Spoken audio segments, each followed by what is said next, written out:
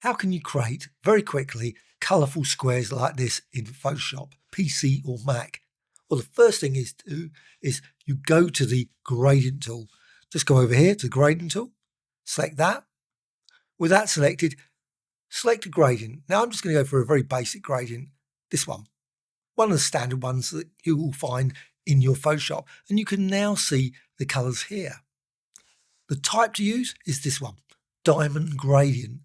Now you can use diamond gradient to create diamond designs, but you can also use it to create squares.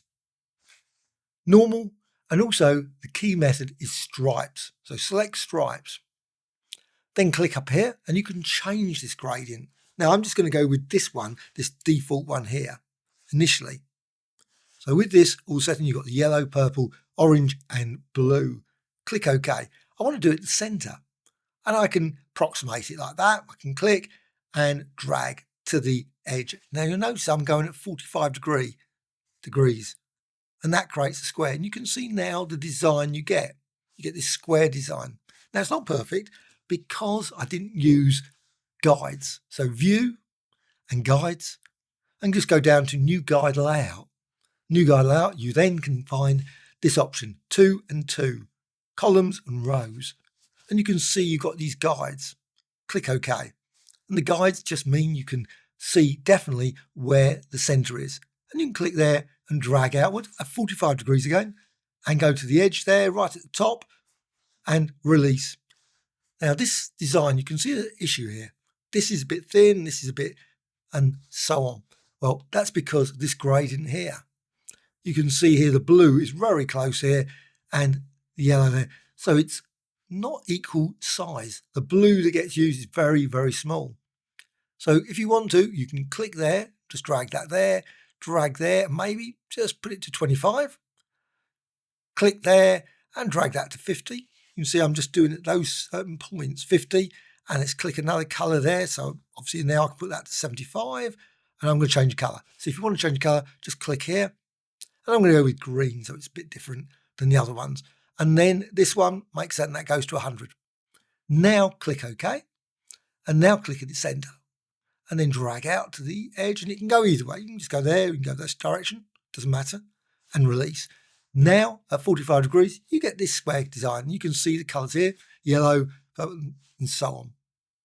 Now, click here. You'll notice you didn't get any blue, which is not particularly great. Obviously, the blue seems to be lost. That's very odd, isn't it? But what you can do, you can go there and just say, let's just put that down to, say, 15. Go to 30.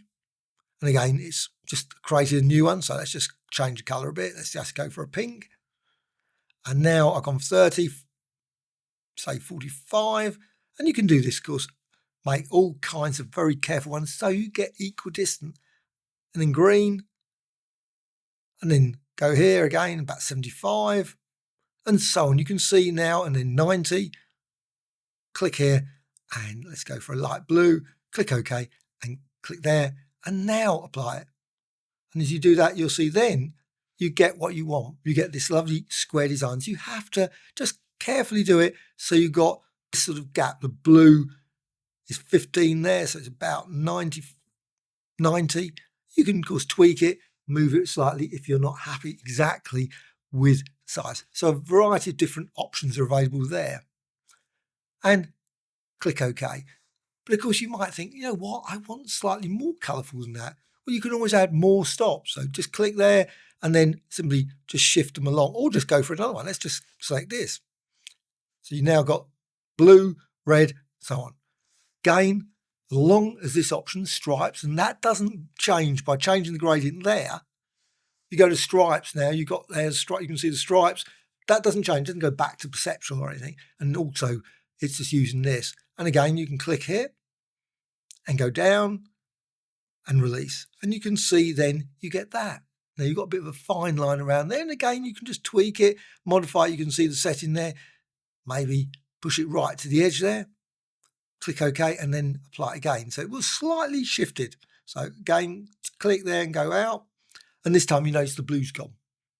So you can remove it. You can get perfect squares like red, blue, red, all the way to the center. And of course, you can add a lot more.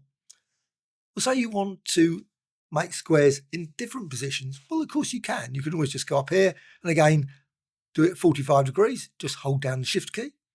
Then it is 45 degrees and release. So you can see a square there. Or click again and drag, again 45 degree and release. And you've got your squares there. Obviously now slightly shifted over. And of course, depending on the document size, the dimensions, if you've got obviously bigger, obviously vertical than horizontal, you're not going to be able to create perfect squares in the way that you've got with this center. But also what you can do is you can duplicate this layer. So layer and then duplicate layer, click OK, and then you can resize it. So this time I'm just going to resize it, just drag this down to center, and you've still got your square there, and click OK, and you can hold down the Alt Option key, duplicate that design, so you can create multiple square designs very, very quickly. Now what you can also do is you can of course apply your gradient to this as well. That's another option as well. I would suggest select and then just select the actual layer. So load selection. There, got the option there, channel, document, etc. Just click OK. With this, now apply your selection. And I'm going to go with a different one. So click here, maybe this one. You can see now I've got red, purple, etc. And again, I can click here.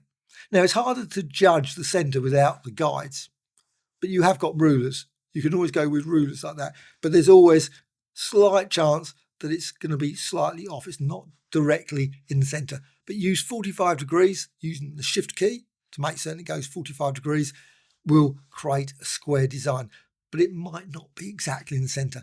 But the rulers probably make it a little bit easier to judge if you can work out that that is 290 and work out the difference, etc. But you generally can always judge the sort of center of a selection. Please put in the comments below if you know of a great way of finding the center of a selection. It'd be nice to know how to do that because I don't know how to do it easily other than just by judging or using the rulers, or of course creating multiple guides and then trying to shift them into the center so you can get it exact. And select and deselect. And again, you can move this one around and manipulate this design. Now, of course, all these can be grouped, so you can select them all and maybe then go to layer and then smart objects and convert to a smart object if you want that square to be used in other ways. Now, another option, of course, you might decide, I don't want the colors. So I've got these colors. Let's just click here again, dragging down, holding the shift key if you want, and release. Got that. Maybe the colors are not what you want. Well, what you can do, you can always go to layer and new adjustment layer, and you can go down here and use one of these ones, maybe photo filter, channel mixer, or hue and saturation. So you then click OK. It's a live effect, a live adjustment. It's just here, and it's applied solely to this at this point. So you can, of course, add additional layers, and they will obviously vary depending on the position of this in relation to the actual layers. With this, you can then go to the properties, and you can then change the color. So you can see then change colors to this if you want, and change saturation and so on to create different color effects for your square. And again, you got this, and you can also, if you want, bundle it all up. So you select both, go to layer and smart objects and convert to smart object. So it becomes a single smart object, which you then can manipulate in other ways, maybe apply effects and much, much more to that square design in Photoshop.